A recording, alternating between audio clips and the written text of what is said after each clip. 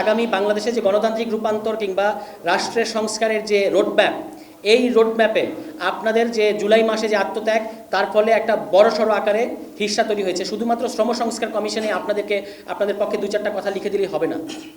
রাষ্ট্র সংস্কারের সংবিধান প্রশ্নে আগামী গণতান্ত্রিক রাষ্ট্রগুলো কিভাবে চলবে, প্রধানমন্ত্রীর ক্ষমতা কতটুকু থাকবে, এই প্রশ্নগুলোতে আপনাদের মতামত দিতে হবে।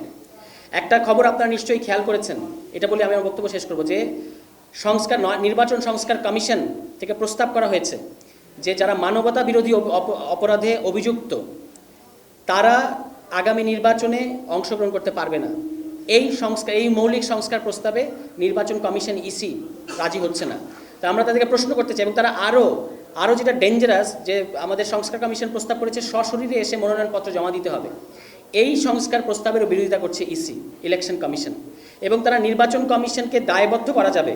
একটা নির্বাচন কমিশন দায়িত্ব পালন করেছে, এবং দায়িত্ব পালন করার পরে তার বিরুদ্ধে কতগুলো মিসকন্ডাক্টের অভিযোগ আছে, তাকে যে দায়বদ্ধ করার, এটারও তারা বিরোধিতা করছে। ফলে আমাদের মধ্যে খুবই সংশয় তৈরি হয়েছে, এই ইসি আসলে কার ইসি, এই ইসি আসলে কি চায়, এবং এই ইসি দ্বারা আদৌ প্রধান উপদেষ্টা যেটা বলেছেন যে আগামী নির্বাচন হবে বাংলাদেশের ইতিহাসে সবচেয়ে সুষ্ঠু নির্বাচন, সবচেয়ে ভালো নির্বাচন, এই ইসি দ্বারা বাংলাদেশের ন্যূনতম বাংলাদেশের স্ট্যান্ডার্ডে যে ধরনের সুষ্ঠু নির্বাচন ইতিহাস আছে অতীতে, সে ধরনের একটা নির্বাচন করা যাবে কিনা, এটা নিয়ে আমাদের প্রশ্ন তৈরি হয়েছে।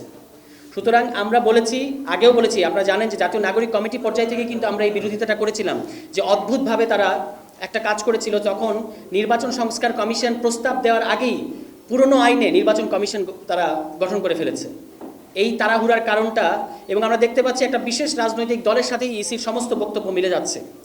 এই ইসির নিরপেক্ষতা ইতিমধ্যেই প্রশ্নবিদ্ধ। সুতরাং অবিলম্বে আমাদের তরফ থেকে আমরা মনে করি যে এই ইসির পুনর্গঠন করতে হবে। এই ইসি দ্বারা, এটা কোনো ব্যক্তি নিয়ে আমরা আলোচনা করছি না, যে আইন, যে বিধান দ্বারা এই ইসি পরিচালিত হয়, এই বিদ্যমান আইনে এবং এই বিদ্যমান বিধানে একটা সুষ্ঠু নির্বাচন সম্ভব না। ফলে আগামী নির্বাচনের আগেই ইসির সংস্কার করাটা সবচেয়ে জরুরি। এবং অনেকগুলো আজকেই প্রথম আলোতে সংবাদ প্রকাশিত হয়েছে, অনেকগুলো সংস্কারে যেটা এই মুহূর্তেই বাস্তবায়ন করা সম্ভব, এই ধরনের সংস্কার প্রস্তাবগুলো বিরোধিতা করতেছে ইলেকশন কমিশন। সুতরাং তারা যদি একটা সুষ্ঠু নির্বাচন দিতে চায় বাংলাদেশের জনগণের জন্য, তাহলে তাদেরকে এই জিনিসগুলো থেকে সরে আসতে হবে। এবং এই অন্তর্বর্তী সরকারের কাছে আমাদের আহ্বান থাকবে যে দ্রুত ইসি পুনর্গঠন করুন, এবং নিরপেক্ষ নির্বাচনের জন্য লেভেল প্লেইং ফিল্ড এটা এই মুহূর্তে আছে বলে আমরা মনে করছি না। আমরা দেখতে পাচ্ছি যে একটা বিশেষ দলকে ক্ষমতায় নেওয়ার জন্য কতগুলো আয়োজন সম্পন্ন করা হচ্ছে, একটা ওয়াশের ব্যবস্থা করা হচ্ছে, যার মধ্য দিয়ে আসলে দেখানো হবে যে একটা সুষ্ঠু নির্বাচন হয়েছে। আসলে সুষ্ঠু নির্বাচন হবে কিনা এর কোনো নিশ্চয়তা নাই।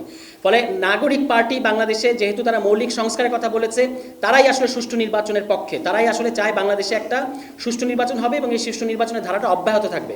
আর যারা স্রেফ একটা নির্বাচন চাচ্ছে, যেন তেন কায়দা একটা নির্বাচন দিয়ে ক্ষমতায় যেতে চাচ্ছে, তাদের মূল উদ্দেশ্যটা আসলে ক্ষমতায় যাওয়া। তারা সুষ্ঠু নির্বাচন তাদের ইস্যু না, এবং তারা ক্ষমতায় গিয়ে লম্বা সময় ক্ষমতায় থাকার একটা পায়তারা করছে।